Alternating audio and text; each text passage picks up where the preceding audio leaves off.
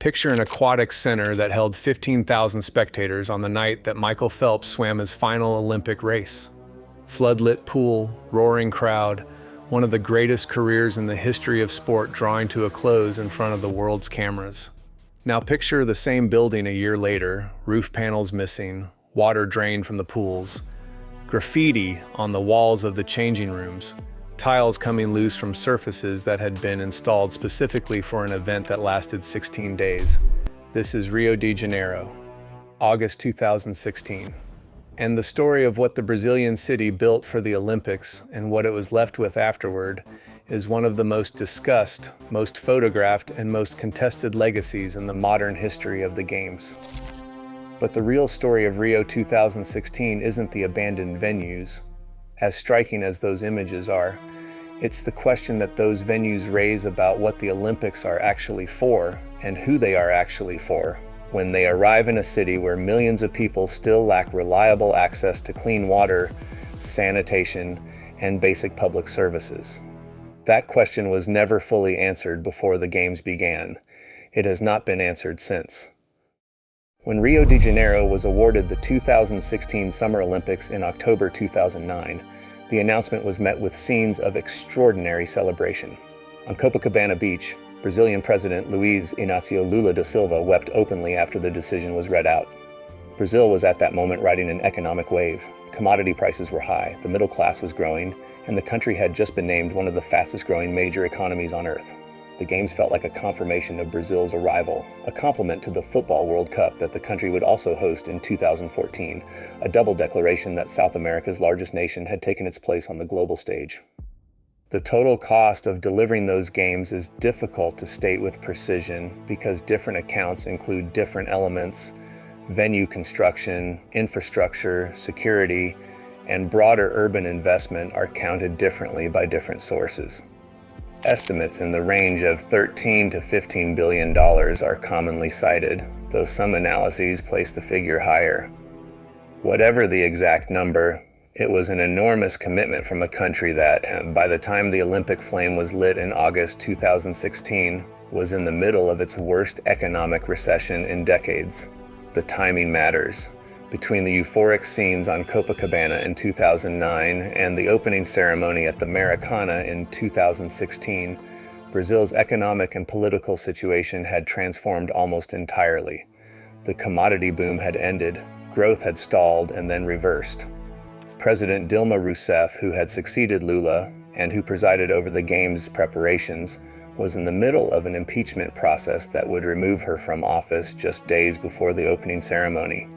The country that had been celebrated as a rising power was now in the grip of a political crisis, an economic contraction, and a public mood that was, in many parts of the country, deeply skeptical about the billions being spent on sport. This was the context in which Rio built its Olympic venues, and that context shaped what happened to those venues once the Games were over.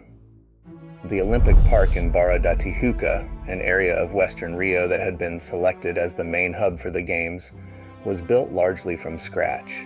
New arenas, new roads, new accommodation, new infrastructure, all concentrated in a part of the city that was already one of its wealthier districts and that was already disconnected by distance and economics from the favelas and under-resourced neighborhoods where many of Rio's residents actually lived.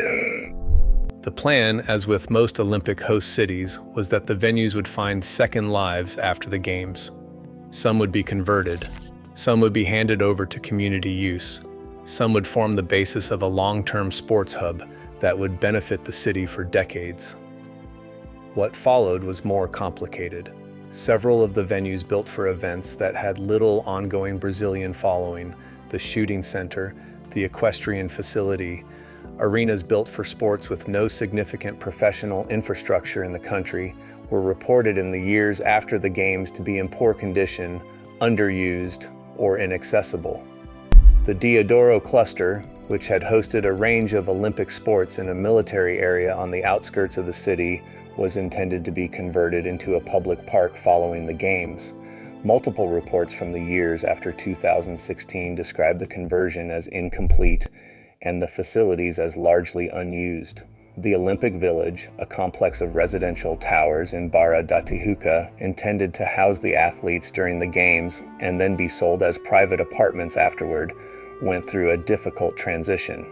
The project, marketed under the name Ilha Pura, faced reported legal and financial complications in the years after the Games, with multiple accounts describing delays, disputes, and outcomes that fell well short of the original projections. The images that circulated most widely in the international press in the year or two following the Games were of the aquatics venues, pools drained, tiles cracked, the infrastructure of elite sport deteriorating with a speed that seemed disproportionate to the time that had elapsed since the closing ceremony. Those images became the defining visual shorthand for the concept of Olympic abandonment, shared and reshared as evidence of something that had gone fundamentally wrong. But the Maracanã, the most iconic venue of all, the stadium that hosted the opening and closing ceremonies and that represents, in the Brazilian football imagination, something close to sacred ground, tells a more complicated story. The Maracanã was not abandoned. It continued to be used for Brazilian football after the Games. But it too went through difficult periods of neglect and dispute over management and maintenance in the years following 2016. With various reports describing the condition of the building as inconsistent with its symbolic status. And that's where the Rio story becomes something larger than a catalog of abandoned venues. In 2016, approximately a quarter of Rio de Janeiro's population lived in favelas, informal settlements characterized by inadequate housing, limited public services, and significant social exclusion. These communities existed and continue to exist within a city that spent billions of dollars constructing world-class sporting venues in a relatively affluent western suburb. The distances involved, physical, economic, and social, were visible throughout the Games and became more visible in the aftermath. The legacy question for Rio is not only about whether the aquatics center was maintained or whether the Deodoro shooting range was repurposed. It is about whether the $15 billion spent on 2 weeks of sport produced any meaningful improvement in the lives of the people in the city who needed it most. Whether the roads built to connect Olympic venues connected anything that mattered to ordinary residents. Whether the international investment and attention that the Games were supposed to attract materialized in ways that reached beyond the stadium walls. The answer to those questions, in the years since 2016, has not been straightforward. Some infrastructure was built that had lasting value, some urban improvements were made, some investment followed. But the gap between the promises made when Rio celebrated on Copacabana Beach in 2009 and the reality documented in the years after the Games is large enough to generate ongoing and legitimate debate about whether the calculation was ever right. Every Olympic host city in this series made promises about legacy. Every city built something that cost more than planned and delivered less than hoped. But Rio's version of that story sits inside a context of inequality, of economic collapse, and of political crisis that makes the questions it raises harder to dismiss than the abandoned venues of a wealthier nation. The Maracanã is still there, still hosting football, still filling with crowds for the Games that actually matter to the people of Rio. The mountains are still there, overlooking a city of extraordinary beauty and deep, persistent difficulty.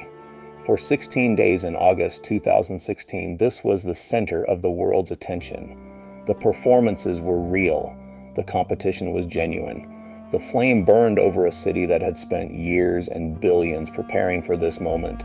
What the moment left behind is still being counted, not just in empty venues, but in the distance between what was built and what was needed, between who the Olympics served and who they were supposed to serve. The Games lasted 16 days. The bill is still being settled, and that question of who the Olympics are actually for is one that the International Olympic Committee, the host cities, and the billions of people who watch the Games every 4 years have never quite managed to answer together. Until that answer gets clearer, cities will keep building venues for moments that last 16 days, and the world will keep watching what those venues become in the years when nobody is watching.